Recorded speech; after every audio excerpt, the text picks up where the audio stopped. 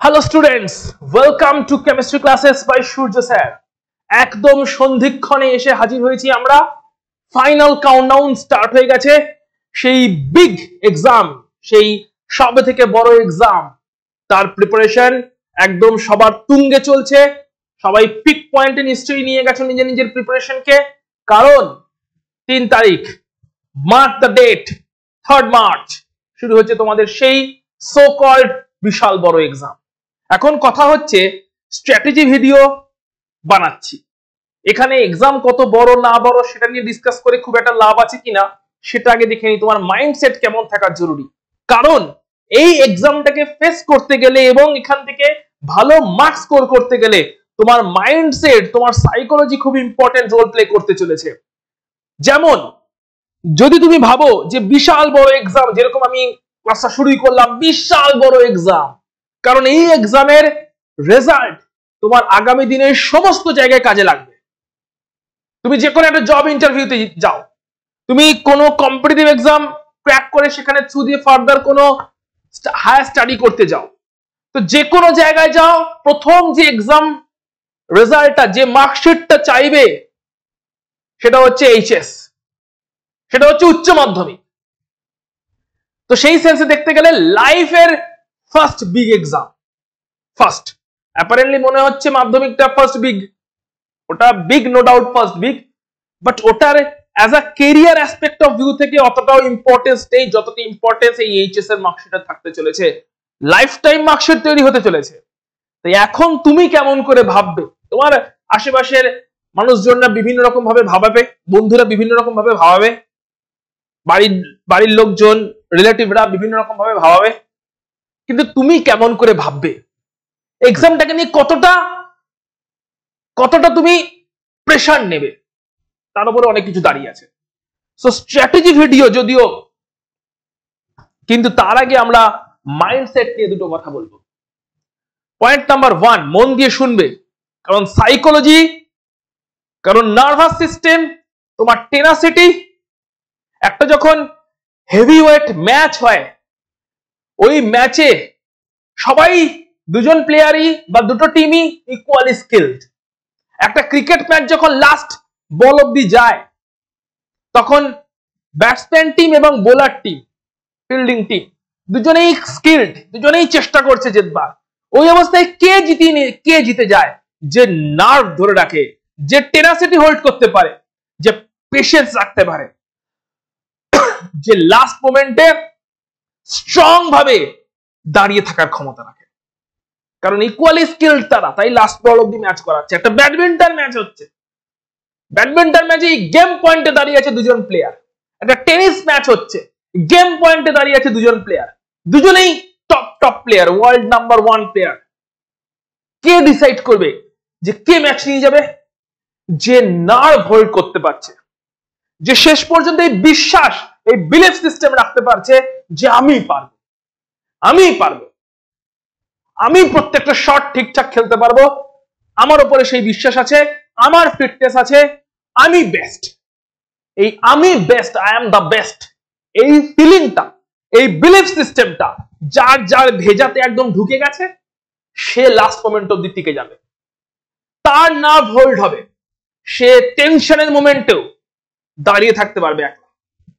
তো তার জন্য তোমার মাইন্ডসেট কেমন, তার উপরে ডিপেন্ড করবে তোমার আগামী 7 দিন এবং তারপরে আরো 1-2 সপ্তাহ তোমার এক্সাম টাইমটা কেমন হতে চলেছে। আজকে তোমার মাইন্ডসেট যদি রাইট থাকে, তুমি রাইট ডাইরেকশনে, রাইট ট্র্যাকে, রাইট ভাবে এক্সাম দিতে পারবে। আজকে তোমার মাইন্ডসেট যদি প্যানিক হয়ে যাও, নার্ভাস হয়ে যাও, প্রিপারেশন খারাপ আছে বলে হাল ছেড়ে দাও আগে থাকতেই, কোনো চান্সই নেই, হারার আগেই তুমি হেরে গেছো, তুমি হারার আগেই হেরে যাচ্ছ। তাই তোমাকে এই জিলটা ধরে রাখতে হবে যে মাঠে তো নামলাম সবে, খেলা তো এখন অনেক বাকি। So game is not over yet, game তো জাস্ট শুরু হতে চলেছে। নেট প্র্যাকটিসের সময় নো ডাউট কারোর দারুণ প্রিপারেশন, কারোর খুবই খারাপ প্রিপারেশন, কারোর একটা অ্যাভারেজ প্রিপারেশন। যে প্রিপারেশনেই দাঁড়িয়ে থাকো না কেন, এখান থেকেও ভালো রকম ভাবে মার্কস স্কোর করে নিয়ে আসা পসিবল। ইয়েস পসিবল, মিরাকেল এখান থেকেও পসিবল, ম্যাজিক এখান থেকেও পসিবল, কিন্তু সেটা বিনা এফর্টে নয়। তার জন্য ট্রিমেন্ডাস এফর্ট, সঙ্গে রাইট মাইন্ডসেট আর বিলিফ সিস্টেম থাকতে হবে। প্রথমে এই বিলিফ সিস্টেম তৈরি করতে হবে যে আমিও পারি। কেন আমি পারবো না? আমার বন্ধু বান্ধবরা যদি পারছে, তারা যদি একদম জান প্রাণ লড়িয়ে পড়ছে, দিনে 18 ঘন্টা 20 ঘন্টা পড়ছে, তাহলে আমি কেন পড়তে পারবো না? আমার কেন টেনাসিটি ল্যাক করে যাবে? আমার কনসেন্ট্রেশন কেন চলে যাচ্ছে বইয়ের থেকে? আমার কেন অন্যদিকে ডিস্ট্রাক্টেড হয়ে যাচ্ছে? কেন?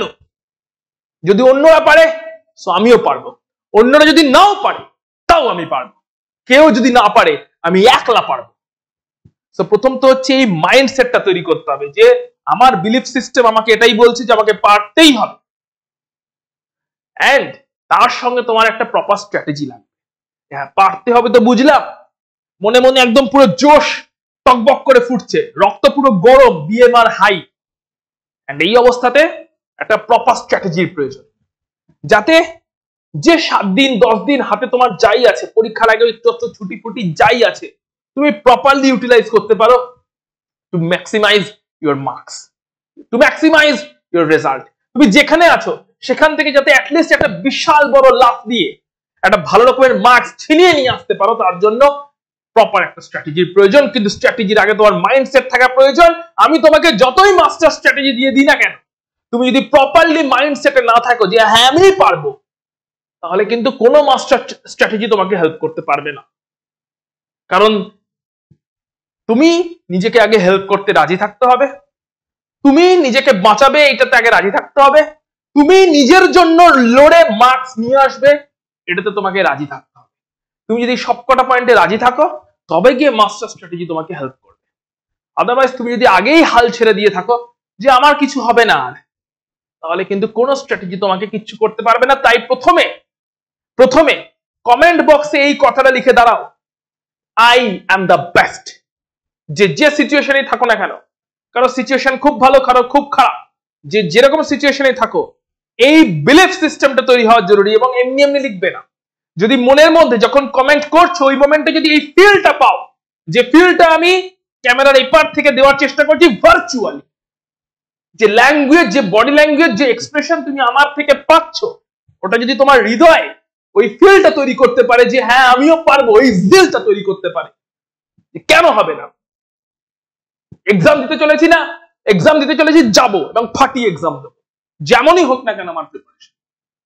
ভালো নিতে পেরেছি, খারাপ নিতে পেরেছি, সারা বছর কি পড়েছি এখন ভেবে লাভই নেই। এখন যা পড়েছি তাকে রেডি করতে হবে, তাকে ম্যাক্সিমাইজ করে আনসারে নিয়ে আসতে হবে।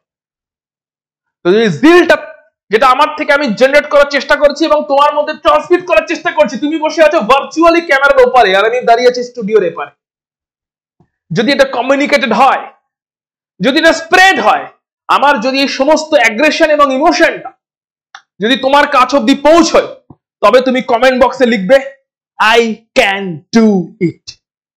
এই 4টে কথা, এই 4টে শব্দ লেখার সঙ্গে সঙ্গে তোমার গুজবাম্পস আসা উচিত, তোমার লোমকূপ গুলো শক্ত হয়ে যাওয়া উচিত। ইউ ক্যান ডু ইট, এটা আমি বিলিভ করি, তোমাকে বিলিভ করতে হবে যে ইউ ক্যান ডু ইট। সেই জন্য এই কমেন্টটা চাই, আই ক্যান ডু ইট। যদি এতক্ষণ পর্যন্ত ভিডিওটা দেখার পরে মনে হয় যে I can not do it, তাহলে বলবো ভিডিওটাকে আবার প্রথম থেকে দেখো। কারণ কোথাও না কোথাও তোমার নার্ভাসনেস তোমার উপরে ভারী হয়ে রয়েছে, নার্ভাসনেসটাকে সরাতে হবে। তাহলেই তুমি দেখতে পাবে যে তোমার মধ্যে কি এখন এনার্জি বেঁচে আছে। যেই অবস্থাতেও যখন তোমার প্রিপারেশন মনে করছো হয়তো খারাপ, সেই অবস্থা থেকেও তুমি ভাবছো যে খারাপ প্রিপারেশনেও ম্যাক্সিমাম মার্কস আমি নিয়ে আসার কথা ভাবছি। তোমার প্রিপারেশন যদি ভালো হয়, তার মানে ভালোটাকে ম্যাক্সিমাইজ জায়গায় নিয়ে যেতে হবে, 90-95% কে এম করতে হবে। তোমার প্রিপারেশন যদি খারাপের দিকে থাকে, তাহলে সেখান থেকে মার্কস যেন ম্যাক্সিমাইজ হয় সেটাকে ফোকাস করতে হবে। সো সে উইথ মি, আমার সঙ্গে বলো।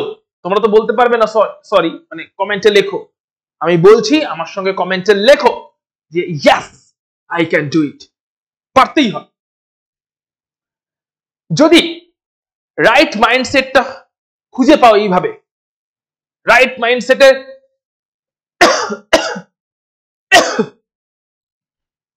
যে ইমোশন, যে অ্যাগ্রেশন, বেঁচে থাকার জন্য একটা সিংহ দৌড়ায়, আবার বেঁচে থাকার জন্যই একটা হরিণ দৌড়ায়। তোমার হাতে চয়েস, তুমি কি হতে চাও, চয়েস তোমার। স্ট্র্যাটেজিতে চলে আসছি। যে মাস্টার স্ট্র্যাটেজিটা আমরা 7 দিনের পড়াশোনাকে কেন্দ্র করে চলবো। অনেকগুলো চ্যাপ্টার্স আছে। ফিজিক্যাল কেমিস্ট্রিতে আছে 5টা চ্যাপ্টার, ইনঅর্গানিক কেমিস্ট্রিতে আছে 4টে চ্যাপ্টার, অর্গানিক কেমিস্ট্রিতে আছে টোটাল 7টা চ্যাপ্টার। তো পুরোটাকে কেমন করে প্যাক আপ করবো? টোটাল কতগুলো চ্যাপ্টার হলো? ফিজিক্যালে 5টা, ইনঅর্গানিকে 4টে, 5 আর 4 9, এবং তার সঙ্গে আছে তোমার অর্গানিকে 7টা, 9 এবং 7 টোটাল 16টা চ্যাপ্টার হচ্ছে 16 চ্যাপ্টার সাবজেক্ট। ঠিক আছে, এই 16টা চ্যাপ্টার হাতে আছে 7 দিন। টেকনিক্যালি তার মানে পার ডে 2টো করে চ্যাপ্টার রিভিশন করতেই হবে। সো প্রথমে একটা অন অ্যান অ্যাভারেজ তোমাকে আইডিয়া দিয়ে দিচ্ছি। ডেলি যদি 18 আওয়ার্স স্টাডি হয়, স্টাডি আওয়ার্স কতক্ষণ ধরছি? 18 আওয়ার্স স্টাডি, এই মোমেন্টে অবশ্যই লাগবে সেটা। 18 hours study, so per day 3টে করে সাবজেক্ট হতে পারে, ইচ সাবজেক্ট 6 আওয়ার্স। সো এটাকে অ্যাজিউম করে আমি কেমিস্ট্রির জন্য ইচ ডে তুমি 6 আওয়ার্স করে দিচ্ছ, অ্যাজিউম করছি যে পার ডে তুমি 6 আওয়ার্স করে দিচ্ছ। ফিজিক্স কেমিস্ট্রি দুটো সাবজেক্টকেই পার ডে 6 আওয়ার্স করে দাও। দুটোই নিট বা জেই রেসপেক্ট কমন সাবজেক্ট, সেই জন্য বলা। নিট দাও জেই দাও, দুটোই কমন সাবজেক্ট, ফিজিক্স আর কেমিস্ট্রি। তাই এই দুটো সাবজেক্টকে পার ডে 6 আওয়ার্স করে দাও। কেমিস্ট্রিকে যদি পার ডে 6 আওয়ার্স করে দাও, তাহলে পার ডেতে তোমাকে দুটো চ্যাপ্টার নামাতে হবে। মানে এভরি চ্যাপ্টারের জন্য you are getting 3 hours, which is enough revision করার জন্য, লাস্ট মোমেন্ট প্রিপারেশন নিয়ে নেওয়ার জন্য এনাফ। আমরা শুধু এখানে স্ট্র্যাটেজিতে ডিসকাস করব যে কেমন ভাবে তোমার এই 7 দিনের প্ল্যানটা হওয়া উচিত। সো প্রথমে আমরা চলে আসছি ডে 1 প্ল্যানিং এ। ডে 1,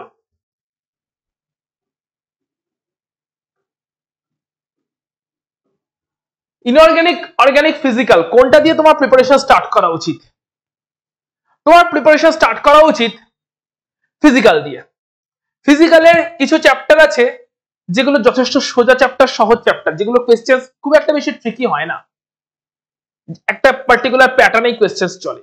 তো সেই জন্য ফিজিক্যালে কিছু চ্যাপ্টার দিয়ে কোয়েশ্চেন আমরা সিলেবাস আমাদের ডে 1 স্টার্ট করবো ফিজিক্যালের চ্যাপ্টার দিয়ে।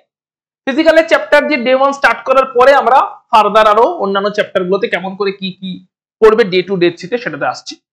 সো ডে 1 তোমার চ্যাপ্টার নাম্বার 1 হওয়া উচিত সলিড স্টেট, চ্যাপ্টার নাম্বার 2 হওয়া উচিত সারফেস কেমিস্ট্রি।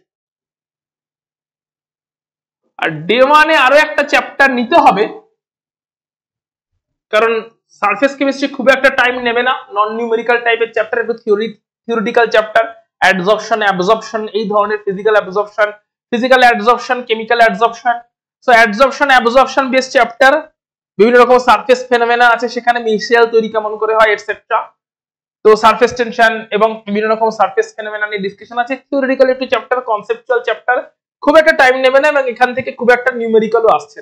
তো যেহেতু নন নিউমেরিক্যাল চ্যাপ্টার, তাই সারফেস কেমিস্ট্রি খুব একটা টাইম নেবে না, তাই এর সঙ্গে তুমি আরো একটা চ্যাপ্টার নিয়ে নিতে পারো, that is polymer. So main chapter নিচ্ছ তুমি solid state and surface chemistry from physical day 1 A, এবং তার সঙ্গে নিচ্ছ পলিমার। কতক্ষণ টাইম? 6 আওয়ার্স। যদি টেকনিক্যালি আমরা ডিভাইড করি, সলিড স্টেটের জন্য you should take 3 hour, surface chemistry 1.5 hours, polymer revision 1.5 hours, total a plan of 6 hours. আমরা সমস্ত প্ল্যানগুলো 6 আওয়ার্স এর রেসপেক্টেই করছি।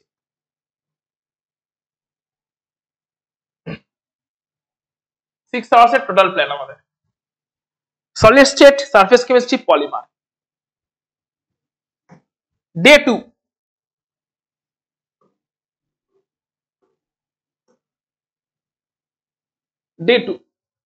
ডে 2 তে তোমাকে ফোকাস করতে হবে একটু ইনঅর্গানিক কেমিস্ট্রি এবং ফিজিক্যাল কেমিস্ট্রি। ফিজিক্যাল কেমিস্ট্রি থেকে নিয়ে নাও তুমি পরের চ্যাপ্টারটা সলিউশন, যথেষ্ট নিউমেরিক্যাল আছে, ইট উইল আরামসে take 3 hours. And 2 number chapter তুমি নিয়ে নাও মেটালার্জি।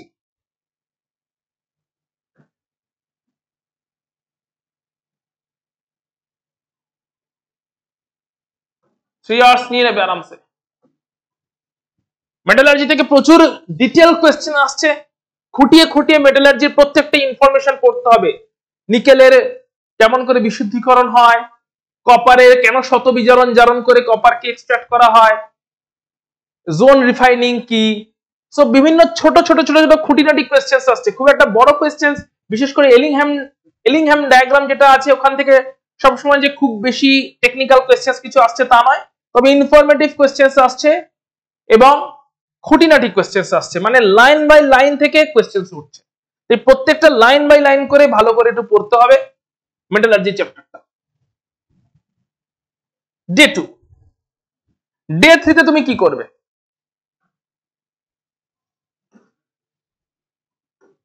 ডে 3 তে তোমাকে নিতে হবে একটা ফিজিক্যাল, একটা অর্গানিক।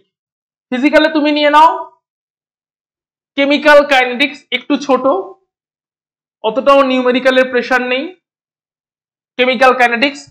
অর্গানিকে তুমি নিয়ে নাও হ্যালো অ্যালকেন, হ্যালো অ্যারিন।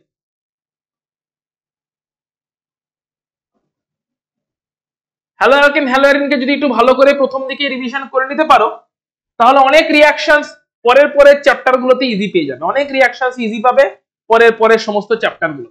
ঠিক আছে, সো অর্গানিকের একটা এবং কেমিক্যাল কাইনেটিক্স নেওয়ার কথা নয় অতক্ষণ, অ্যারাউন্ড 2.5 আওয়ার্স এর মধ্যে manageable, including the Arrhenius equation and all. Haloalkane, haloarene একটু টাইম নেবে, সো এটাকে আমি 3.5 আওয়ার্স করে রাখলাম। হ্যালো অ্যালকেন, হ্যালো অ্যারিন একটু টাইম নেবে 3.5 আওয়ার্স।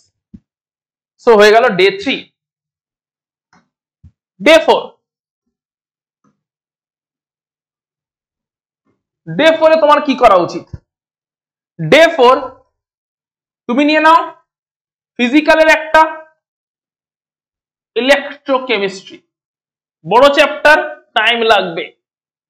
কোলব্যাশের লয়ের কোয়েশ্চেন্স আসছে এখান থেকে, ই সেল ইনট সেল ক্যালকুলেট করার কোয়েশ্চেন্স আসছে এখান থেকে, থিওরি কোয়েশ্চেন্স আসছে, কপার সালফেট সলিউশনের মধ্যে নিকেল স্প্যাচুলা ডোবানো যাবে কি যাবে না, বিভিন্ন রকম থিওরিটিক্যাল কনসেপচুয়াল কোয়েশ্চেন্স আসছে, কোন মেটালকে ডিসপ্লেস করতে পারবে ইলেকট্রোকেমিক্যাল সিরিজ, তার উপরে বেস করে। সো বিভিন্ন রকম নার্স্ট ইকুয়েশন লিখতে দিচ্ছে, সেল তৈরি করতে দিচ্ছে, আবার ওদিকে ওহমস ল এর জায়গাটা যেটা আছে পরিবাহিতা, সেই জায়গাটা থেকেও কোয়েশ্চেন্স আসছে, কাপ্পা ল্যামডা সেখান থেকেও কোয়েশ্চেন্স আসছে, নিউমেরিক্যাল কোয়েশ্চেন্স উঠছে। সো সব রকমই মিলিয়ে মিশে পুরো চ্যাপ্টার থেকে কোয়েশ্চেন্স হচ্ছে। আবার ওদিকে Faraday's law, Q is equal to IT, এবং ওখান থেকে ফ্যারাডে ল, সেগুলো কোয়েশ্চেন্সে আসছে। সো সব জায়গা থেকেই মিলিয়ে মিশে কোয়েশ্চেন্স আসবে, টাইম লাগবে। Electrochemistry 3 hours. নাম্বার 2 তে তুমি নিয়ে নেবে ইলেকট্রোকেমিস্ট্রির পরে পি ব্লক এলিমেন্টস। এটাও টাইম নেবে ইনঅর্গানিকে 3 আওয়ার্স। দুটোই টাইম নেবে। পি ব্লক এলিমেন্ট হতে পারে 3 আওয়ার্স থেকে একটু বেশি টাইম নিয়ে নেবে, হতে পারে 4 আওয়ার্স অবধিও টাইম নিয়ে নিলেও তো 1 ঘন্টা তো এক্সট্রা লেগে যেতেও পারে, 6 আওয়ার্স এর জায়গায় 7 আওয়ার্স দিতে হতে পারে কোনো। চলো ডে 5।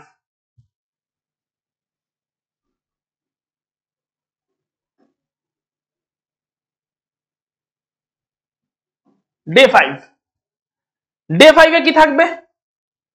ডে 5 এ প্রথমে থাকবে হচ্ছে অর্গানিকের অ্যালকোহল ফেনল ইথার, এই চ্যাপ্টারটা।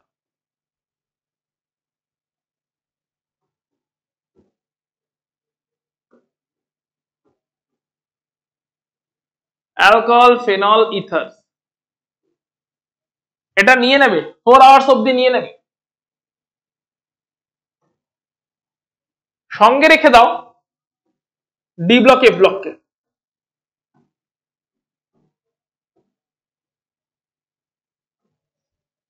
ডি ব্লক এফ ব্লক একটু ছোট চ্যাপ্টার, একটু কনসেপচুয়াল চ্যাপ্টার, 2 আওয়ার্স এ ম্যানেজেবল, 2 আওয়ার্স অর 2.5 আওয়ার্স এ ম্যানেজেবল।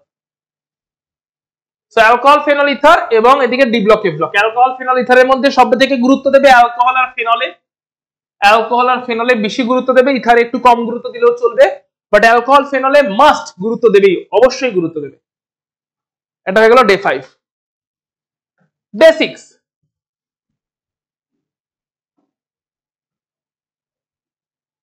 ডে 6 এ তোমাকে নিতে হবে aldehyde, ketone, carboxylic acid.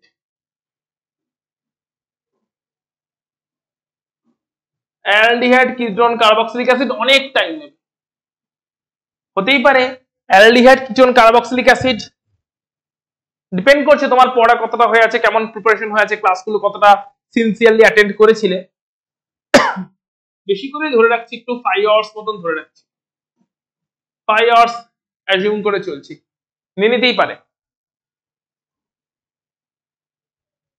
Aldehyde এবং কিটোন জোর দেবে, কার্বক্সিলিক অ্যাসিডের অনেক ইকুয়েশন তাতে কমন পাবে, কিন্তু অ্যালডিহাইড কিটোনকে জোর দেবে, বিশেষ করে অ্যালডিহাইডের যেগুলো স্পেশাল রিঅ্যাকশন, কিটোনের যেগুলো স্পেশাল রিঅ্যাকশন। ঠিক আছে, অ্যালডিহাইডের স্পেশাল রিঅ্যাকশনের মধ্যে টলেন্স, ফেলিংস এইগুলো থাকছে, অ্যালডল থাকছে। ঠিক আছে, এই সমস্ত রিঅ্যাকশন গুলোতে জোর দেবে, কিটোনেরও স্পেশাল রিঅ্যাকশন গুলোতে জোর দিতে হবে। অ্যালডিহাইড, কিটোন, কার্বক্সিলিক অ্যাসিডের সঙ্গে তুমি নিতে পারো, এটার সঙ্গে তুমি আর কোনটা টানতে পারবে বলে আমার মনে হচ্ছে না, তোমাকে নিতে হবে সেক্ষেত্রে তুমি নিতে পারো এখানে, এটা তো একটু ঝামেলার চ্যাপ্টার, তুমি এর সঙ্গে ওই কেমিস্ট্রি নিয়ে এভরিডে লাইফকে নিয়ে নাও, EVERY, এভরিডে লাইফ। এভরিডে লাইফের যে কেমিস্ট্রি চ্যাপ্টারটা আছে ওটা বেশিক্ষণ লাগবে না, 1 and 1.5 আওয়ার্স এর মধ্যে হয়ে যাবে। সো এটা হেক্টিক চ্যাপ্টার, এটা সঙ্গে রেখে নাও, সঙ্গে এটাকে নিয়ে নাও, একটু ইজি লাগবে। সো ডে 7 এ আমাদের জন্য তাহলে কি কি পড়ে থাকছে? ডে 7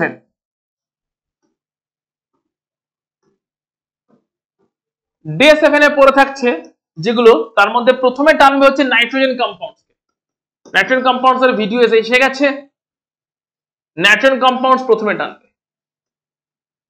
নাইট্রোজেন কম্পাউন্ডস এর পরে কোনটাকে নিয়ে যাবে? পরে নেবে হচ্ছে কোঅর্ডিনেশন কম্পাউন্ডস, একদম স্কোরিং চ্যাপ্টার।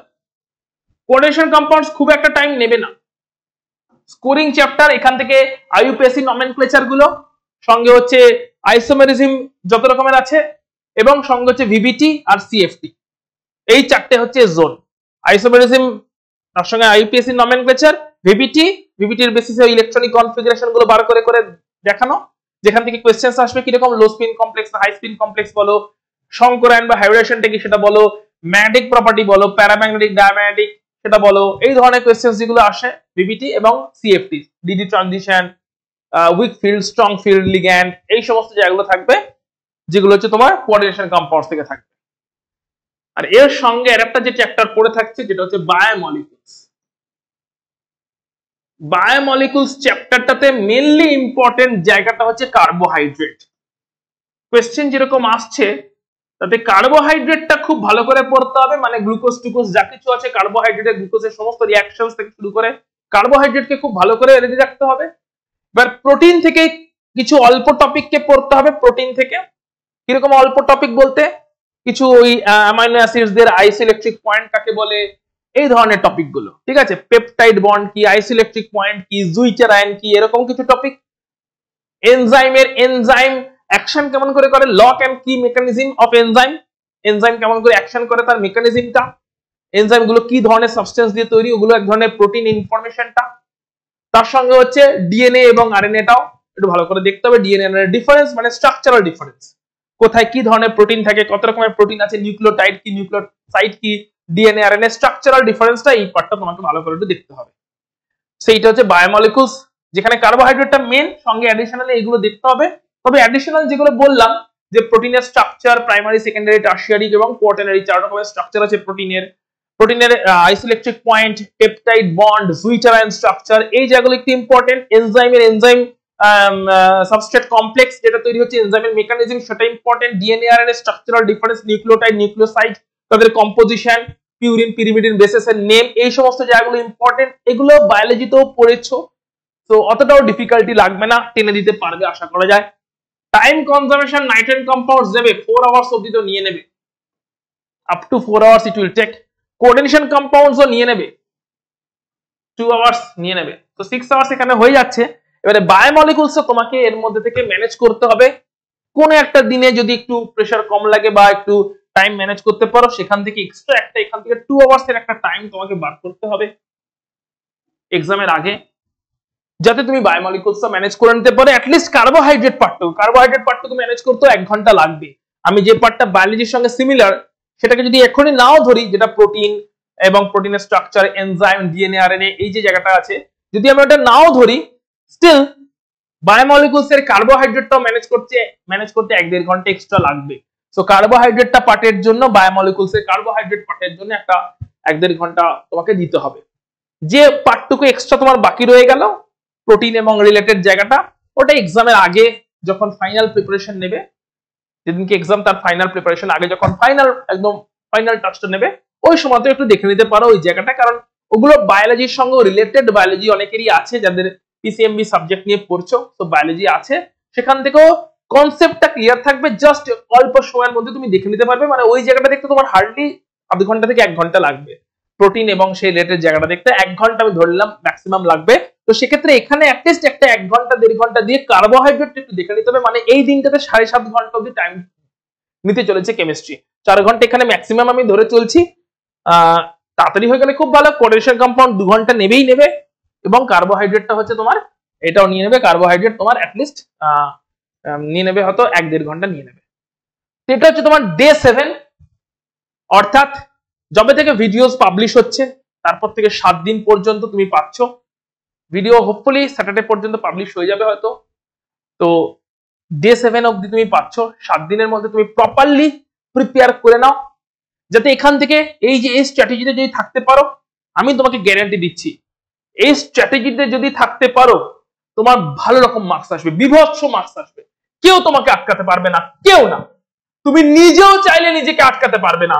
তুমি যদি এই স্ট্র্যাটেজিতে প্রিপারেশন নেওয়ার পরে এটা ভাবো যে আমি আমাকে আটকাবো, তুমি নিজেও চাইলে নিজেকে আটকাতে পারবে না। তোমার মধ্যে এমন একটা জোশ তৈরি হয়ে যাবে, এমন একটা মানে এক্সাম হলে একদম ফাটিয়ে দেবো একটা অ্যাটিটিউড তৈরি হয়ে যাবে, যেমন হবে না মানে একদম ছাড়খাড় করে দেবো সবকিছু, মানে পড়েছি মানে একদম লিখে ফাটিয়ে একদম পুরো একদম খাতাতে আগুন লাগিয়ে দিয়ে আসবো, এমন একটা জোশ তোমার মধ্যে জেনারেট হয়ে যাবে। জাস্ট এই 7 দিন ফলো করো স্ট্র্যাটেজিটা উইথ আ প্রপার মাইন্ডসেট যে আই ক্যান ডু ইট। এই প্রপার বেস্ট বিলিফের সঙ্গে এই স্ট্র্যাটেজিটাকে ফলো করে যাও। আর এইটা একদম ভেবো না যেটা মাস্টার টিপস, সমস্ত স্ট্র্যাটেজির লাস্টে এটা হচ্ছে মাস্টার মন্ত্র। মাস্টার মন্ত্রটা হচ্ছে এটাই, দ্য মাস্টার মন্ত্র ইজ, এটা ভেবো না এই এক্সামটা কত বড় এক্সাম। এইটাতে ফোকাস করো যে তুমি কতটা ভালো পারফরমেন্স দিতে পারবে। এক্সাম যত বড়ই হোক না কেন, আমার পারফরমেন্সের কাছে সেটা যেন তুচ্ছ হয়ে যায়, এই অ্যাটিটিউডটা রাখতে হবে।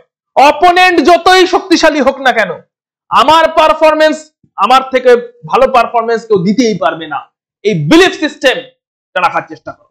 তাই এক্সামটা কত বড়, চারপাশে প্রচুর মানুষ তোমাকে এখন বলবে যে এই এক্সামটা প্রচুর ভালো এক্সাম, এটা প্রচুর ইম্পর্টেন্ট এক্সাম, এর উপরে ক্যারিয়ার দাঁড়িয়ে আছে, বিভিন্ন জব ইন্টারভিউতে এই এক্সামের রেজাল্ট লাগবে। নো ডাউট সবকটাই সত্যি কথা, কিন্তু তারপরেও এই মোমেন্টে এই কথাগুলো একটাও ভাবার চেষ্টা করবে। এই মোমেন্টে এটা ভাবা বেশি জরুরি, আমি পারফর্ম কতটা করতে পারবো, আমি পারফর্ম কতটা করে আসতে পারবো, আমি কি আমার বেস্ট দিতে পারছি। এক্সাম যতই হেভি হয়ে হোক না কেন, তোমার বেস্ট পারফরমেন্সের কাছে সেটা সব সময় তুচ্ছ থাকবে। তুমি যদি নিজের কাছে অনেস্ট থেকে নিজের বেস্ট পারফরমেন্স নিয়ে এক্সামের সামনে অ্যাপিয়ার হও, ডাজ নট ম্যাটার সেই এক্সাম কত বড়, সেটা এইচএস, সেটা নিট, সেটা জেই, সেটা ইউপিএসসি, কিচ্ছু ম্যাটার করে না। কারণ তোমার হসলার কাছে এক্সাম সবসময় ছোট হয়ে যাবে। তাই হসলা বাড়িয়ে রাখার চেষ্টা করো, স্ট্র্যাটেজিতে ফোকাস থাকো with a proper mindset. I wish you a very all the best for your HS exam. Pressure চেষ্টা করো না নিতে, পারফরমেন্সে ফোকাস করো। এক্সাম প্রেশারটাকে অ্যাভয়েড করবার একটাই উপায়, ডেইলি বেসিসে নিজের শিডিউলটাকে নাও এবং পারফরমেন্সে ফোকাস করো, যেন তুমি এক্সাম প্রেশারটা ভুলে গিয়ে তুমি পারফর্ম কতটা করতে পারলে সেই দিকে তোমার ফোকাসটা যায়। যে আজকের পারফরমেন্সটা হলো তো, ডে 1 এর পারফরমেন্সটা দাঁড়িয়েছে তো, ডে 2 এর পারফরমেন্সটা শেষ হয়েছে তো, ডে 5 এর পারফরমেন্সে আমি আছি তো, পিছিয়ে পড়ছি না তো। সো পারফরমেন্স ডে ওয়াইজ একদম টাইম ব্রেক করে তোমাকে পারফরমেন্সের স্ট্র্যাটেজি দিয়ে দিয়েছি। এই পারফরমেন্সের স্ট্র্যাটেজিতে স্টিক করার চেষ্টা করে, এক্সাম আপনি আপ ভালো হয়ে যাবে, আপনি আপ এক্সাম ভালো হয়ে যাবে। যত বড়ই হেভিওয়েট এক্সাম হোক না কেন আপনি আপ ভালো হবে, কারণ তুমি রেজাল্টে নয় প্রসেসে ফোকাস করছো। প্রসেস, দ্য পারফরমেন্স, ফোকাসটা এখানে। ভালো করে এক্সাম দেবে, অল দ্য বেস্ট। কিছু কিছু ক্লাসেস আসবে, কোয়েশ্চেন আনসার ডিসকাশন হবে, ফলো করো সেগুলো, যে যতটা পারবে যেরকম পারবে ক্লাসেস গুলো ফলো করতে থেকো। লাস্ট মোমেন্টে যা যা কিছু ক্লাসেসে হবে সেগুলো অনেকটাই হেল্প করবে তোমাদের এক্সামে, সেগুলো ফলো করতে থেকো। যেগুলো ভিডিওস আসবে, লাইভও আসবে, তো সবটা ফলো করতে থেকো। বাকি ভেরি অল দ্য বেস্ট। একদম ওস্তাদের মার শেষ রাতে ফাটিয়ে আসতে হবে, এক্সাম হলে ফাটিয়ে আসতে হবে। আর কমেন্ট বক্সে তার জন্য এখন চাই ইয়েস, জানাই তো কি চাই।